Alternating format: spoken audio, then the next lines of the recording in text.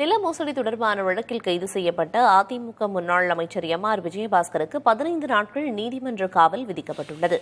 போலி ஆவணங்கள் மூலம் 100 கோடி ரூபாய் மதிப்புள்ள நிலத்தை அபகரித்த புகாரில் அதிமுக முன்னாள் அமைச்சர் எம்.ஆர். விஜயபாஸ்கர் மீது சிபிசிஐடி வழக்கு பதிவு செய்தது. இந்த வழக்கில் எம்.ஆர். விஜயபாஸ்கரை கைது செய்ய சிபிசிஐடி தீவிரம் காட்டியது.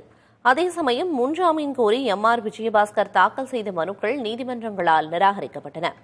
இந்த நிலையில் கேரளாவில் தலைமறைவாக இருந்த எம்.ஆர். விஜயபாஸ்கர் கைது செய்யப்பட்டார். அவருடன் சார் பதிவாளரை மிரட்டிய வழக்கில் பிரவீன் என்பவரும் கைது செய்யப்பட்டார்.